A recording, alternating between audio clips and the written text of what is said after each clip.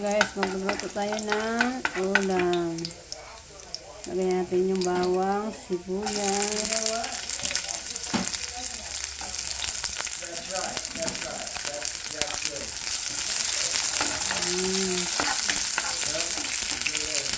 Lagyan natin yung kamatis.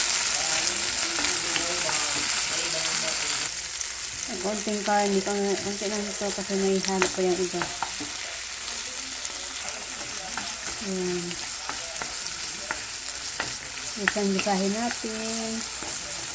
Maluto yung karning manok. Kaunti lang yun, nagkraso lang yun. Kasi may halo pa yung hipon. Ilagay natin yung hipon na.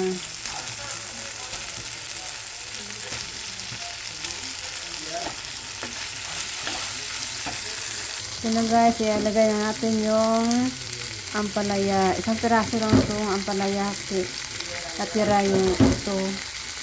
Kailangan ko nang lutuin kasi baka masisira lang. Kaya ganun, lutuin natin kasi masisira lang pag matagal na. Ito na guys, ilagay na natin yung itlog.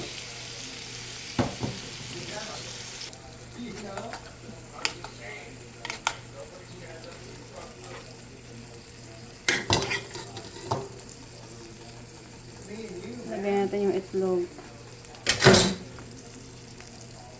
Ayan.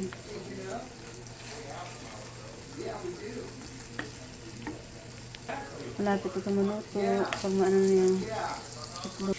Simplahin natin guys. Lagyan natin ng asin. At saka paminta.